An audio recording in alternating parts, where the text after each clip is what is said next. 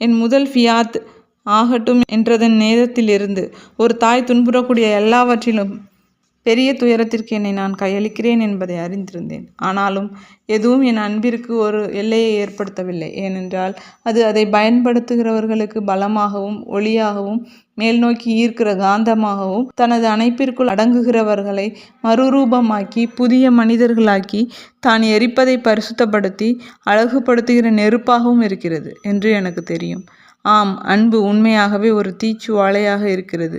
அழுகி போகக்கூடியதை, சிதைவுற்றதை, கொஞ்சம் இடுபாடுகளை, ஒரு பரிதாபத்திற்குரிய ஈனப்பிறவியை அது அழித்தாலும் அதை மோட்சத்திற்கு தகுதியுள்ள ஒரு சுத்திகரிக்கப்பட்ட ஆத்துமமாக்குகிறது. உங்கள் சுவிசேஷ போதகத்திற்காக செல்லும் வழிகளில் எத்தனை சிதைவுகளை, கரைப்பட்ட, அரிக்கப்பட்ட, தேய்ந்து போன எத்தனை மனிதர்களை நீங்கள் காண்பீர்கள். அவர்களில் யாரையும் நிந்தித்து ஒதுக்காதீர்கள்.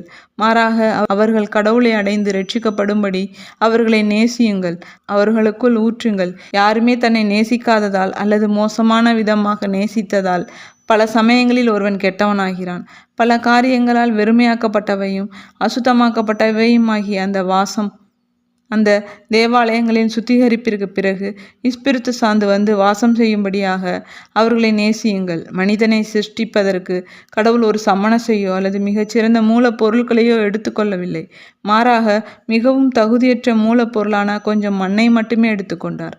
அதன் பின் தம் உயிர் மூச்சை, அதாவது தம் நேசத்தை அவனுக்குள் ஊதினார். தகுதியற்ற பொருளை அவர் சர்வேசனுடைய சுவிகார புத்திரன் என்னும் மேன்மையான நிலைக்கு உயர்த்தினார். என் திருச்சுதன் தம் வழியில் அசுத்தத்திற்குள் விழுந்துவிட்ட மனிதர்களின் அநேக சிதைவுகளை கண்டுபிடித்தார்.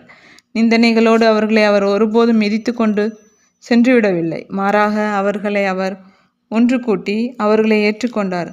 அவர்களை பரலோகத்தின் தேர்ந்தெடுக்கப்பட்ட ஆத்துமங்களாக மாற்றினார். இதை எப்போதும் உங்கள் மனங்களில் கொண்டிருங்கள். அவர் செய்தது போலவே நீங்களும் செய்யுங்கள். என் திருச்சுதனின் சகல காரியங்களையும், அவருடைய செயல்பாடுகளையும் வார்த்தைகளையும் நினைவு கூறுங்கள். அவருடைய தயவுள்ள ஓமைகளை நினைவு கூறுங்கள்.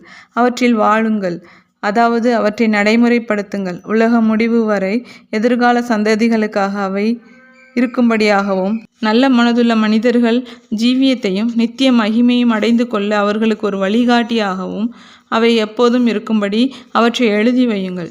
ஜீவியத்தினுடையவும் சத்தியத்தினுடையவும் நித்திய வார்த்தையானவருடைய சுடர் வீசுகிற சகல வார்த்தைகளையும் திருப்பி சொல்ல உங்களால் நிச்சயமாக முடியாது. ஆயினும் உங்களால் முடிந்தவரை அவற்றில் பெரும்பாலானவற்றை எழுதுங்கள்.